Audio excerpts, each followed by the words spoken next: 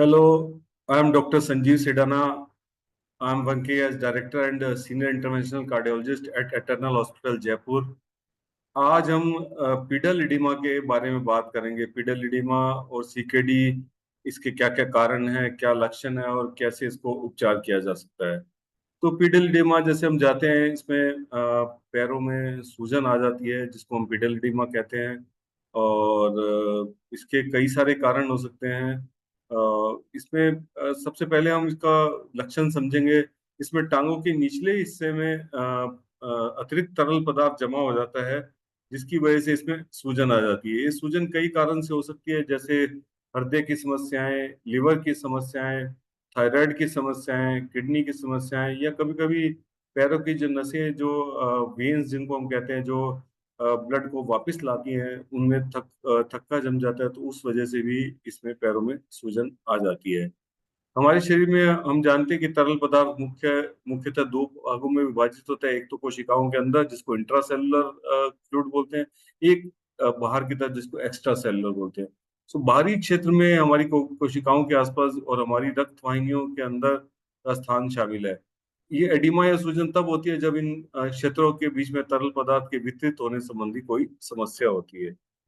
यह समस्या तब भी हो सकती है जब रक्त वाहिकाओं पर बहुत अधिक दबाव पड़ने लगे, और जो अक्सर हृदय संबंधी बीमारियों में होता है। कभी कभी ये इस कारण से भी होता है कि बॉडी में बहुत अधिक तरल पदार्थ इकट्ठा हो गया है। यह तब भी हो सकता है जब रक्त वाहिकाओं में पर्याप्त प्रोटीन ना हो, जैसे कि एल्ब्यूमिन।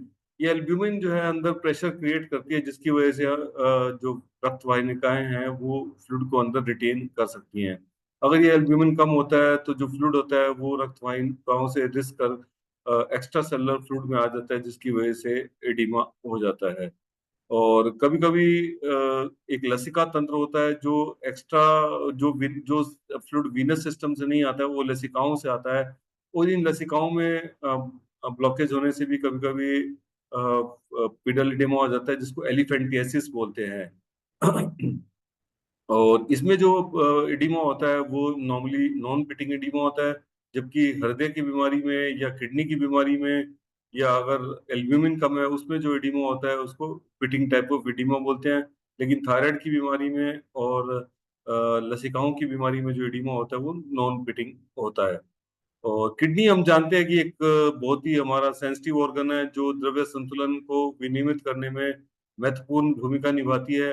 और जब भी कभी ऐसा होता है कि किडनी एनफ फ्लूइड जो है हमारी बॉडी से बाहर नहीं निकाल पाती है, या जो उसके साथ में जहरीले तत्व जैसे यूरिया और कई जो वेस्ट प्रोडक्ट है जो यूरिन के थ्रू बाहर जाने चाहिए, वो नहीं निकाल पाती है, तब भी हम लोगों को एडिमा की प्रॉब्लम हो जाती है।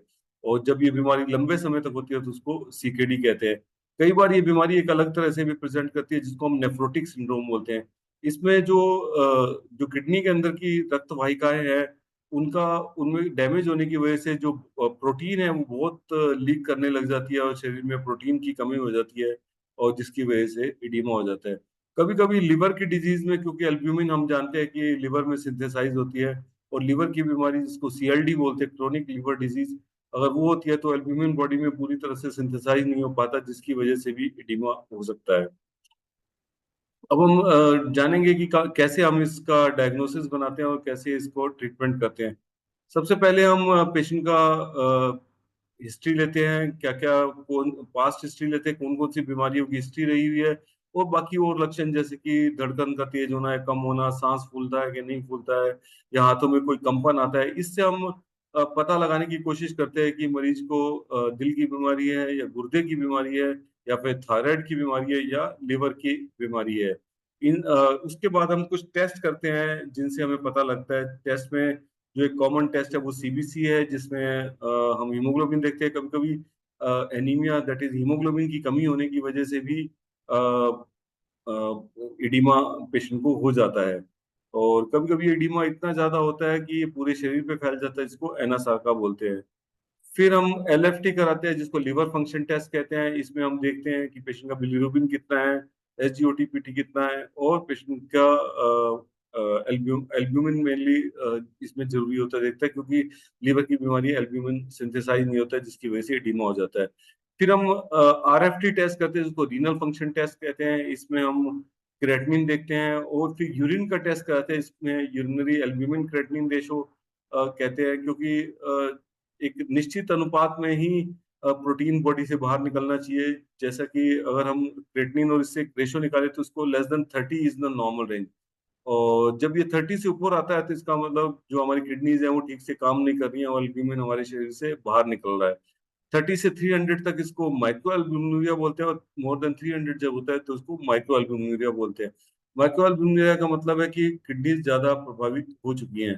किडनी की बीमारी का सबसे कॉमन कारण हमारे देश में जो है डायबिटीज है।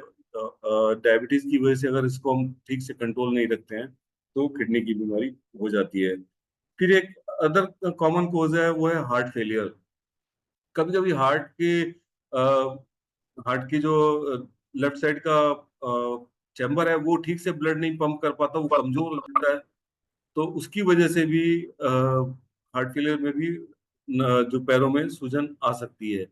तो आजकल हार्ट फेलियर का बहुत अच्छे अच्छे ट्रीटमेंट, कई नई दवाइयां आई हैं जिसको हम स्टार्ट कर, जैसे आर्नी, बीटा ब्लॉकर, डाइटोर जैसे लूप डायरेटिक होते हैं, ये सब देते हैं। तो उसकी वजह से हम हार्ट की बीमारी का इलाज कर पाते हैं। और किडनी की प्रॉब्लम होती है तो उसका अलग से टेस्ट, उसको हम किडनी के उसको रेफर करते हैं। और किस किस तरह से कुछ गैर औषधीय उपाय भी हम कर सकते हैं जिससे हम एडिमा को ठीक कर सकते हैं। जैसे कि हम रात के समय जब लेटते हैं तो पैरों को तकिया लगा कर पैरों को ऊपर रखें, जिससे सूजन में मदद मिलती है। और फिर कुछ पेशेंट जिनमें खास करके पोस्ट डीवीटी सिंड्रोम होता है, उनमें हम कंप्रेशन स्टॉकिंग्स लगाते हैं। कंप्रेशन स्टॉकिंग से भी एडिमा कम करने में मदद मिलती है। फिर फिजियोथेरेपी कर सकते हैं। कभी अगर किसी वजह से सेलुलाइटिस या कोई इन्फ्लामेशन की वजह से अगर सूजन है तो बर्फ लगा करके भी ठीक हो सकता है। कुछ अन्य नॉन औषधीय उपाय है कि हमको नमक कम खाना चाहिए। और अगर फ्लूइड बहुत ज्यादा इकट्ठा हो गया तो मूत्रवर्धक दवाएं, जिनको हम डायरेटिक्स बोलते हैं, इनमें कई तरह के डायरेटिक्स होते हैं, लूप डायरेटिक या थायजाइड डायरेटिक्स, और या पोटेशियम स्पेरिंग डायरेटिक्स, ऐसा कुछ डायरेटिक देते हैं। तो उससे भी हम पीडल एडिमा को कंट्रोल कर सकते हैं। लेकिन सबसे जो मेन इसका है कि खाली हमें लक्षणों पे फोकस नहीं करना है, इसका जो कारण है वो हमें ट्रीट करना है। जैसे किसी पेशेंट को डीवीटी होता है तो उसको डायरेटिक देने से वो ठीक नहीं होगा, उस पेशेंट को हमें एंटीकोगुलेंट देने पड़ेंगे, जिससे कि वो थक के घुलेंगे और जो है सूजन कम होगी।